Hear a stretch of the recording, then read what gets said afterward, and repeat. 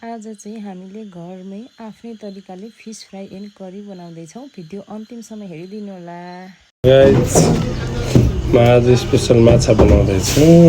यो चाहिँ मेरिनेट गरेर फ्रिजमा राख्न लागेको। मसला, लसुन खुर्सानी, अदुवा पेस्ट, नुन खुर्सानी, बेसार, फेरि नुन दुईचोटि हालेको। त्यही भएर पानी जाने सबै मेरिनेट गरेर कागती दुईवटा जाने रसिलो कागती लाएर अब यसलाई चाहिँ फ्रिजमा राख्ने हो। दिनभरि हामीलाई चाहिँ खुवाउँछौँ। भरे चाहिँ यसको चाहिँ स्पेसल आइटम भरे खाम्ला।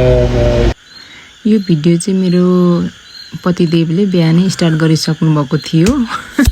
उहाँले नि मेरिनेट गर्ने काम चाहिँ सबै गरिसक्नु भएको थियो। अनि दिनभरि चाहिँ हामीले फ्रिजमा मेरिनेट गरेको माछा राख्यौँ। अनि बेलुका खाना बनाउने बेलामा चाहिँ बल्ल हामीले यो माछालाई बनाउँदैछौँ। भिडियो अन्तिमसम्म हेरिदिनुहुन्छ भन्ने आशा गरेको छु। मैले चाहिँ सुरुमा तेल तताएँ।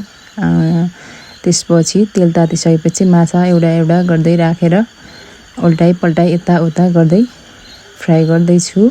माछा चाहिँ धेरै थियो, त्यही भएर मलाई फ्राई गर्न चाहिँ एकछिन टाइम लाग्यो। अनि म चाहिँ यता माछा फ्राई गर्दा गर्दै चाहिँ उता करीको लागि सामानहरू पनि रेडी गर्दै थिएँ। मसलाहरू पनि पिसेँ, अनि प्याजहरू काट्दै अनि टमाटरहरू काट्दै यता माछा पनि फ्राई भइरहेको थियो। म उता आफ्नो काम गर्दै थिएँ। अब काम त आफ्नो सबै भ्याउँदै गर्नु पर्यो नि त, त्यही भएर सबैतिर यताउता मिलाइ गर्दै थिएँ मैले चाहिँ। अनि त्यहाँ म खाना बनाउँदा चाहिँ त्यहाँ पछाडि बाबा पनि आउनु भएको थियो। अनि मलाई कस्तो अड लागिरहेको थियो क्या। अब भर्खर यसरी भिडियो बनाइरहेको छु नि त। अनि त्यसपछि कस्तो सोच्नुहुन्छ होला, जति बेला पनि जे गर्दा पनि मोबाइल अगाडि राख्दै भन्ने सोच्नुहुन्छ होला जस्तो लागेर मलाई चाहिँ एकदम धेरै अप्ठ्यारो लागिरहेको छ यो सुरुको अवस्थामा चाहिँ। अब पछि हेर्दै जाऊँ कस्तो हुन्छ गाइज।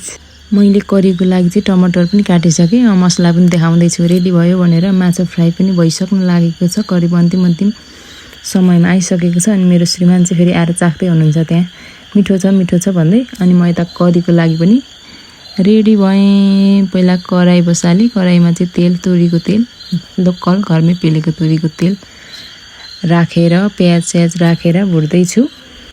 प्याज चाहिँ हल्का रातो हुन थालिसकेपछि मैले बेसार राखिदिन्छु त्यसमा। अनि त्यसपछि काटेको टमाटर राखिदिन्छु। अनि एकछिन टमाटरलाई भुट्छु। अनि त्यसपछि टमाटर राखेपछि मैले नुन पनि त्यही राखिदिन्छु सँगसँगै, किनभने टमाटर छिटो पाक्छ नि त नुन राखेपछि, त्यही भएर।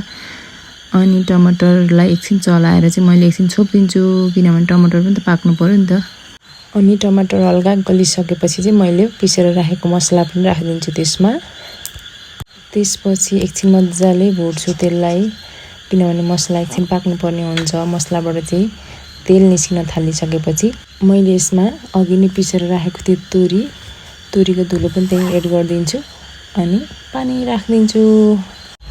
सुप चाहिँ मजाले उम्लिसकेपछि मैले त्यसमा फ्राई गरेर राखेको माछा एड गरिदिएँ। अनि त्यसपछि एकछिन पाक्नको लागि छोपिदिएँ।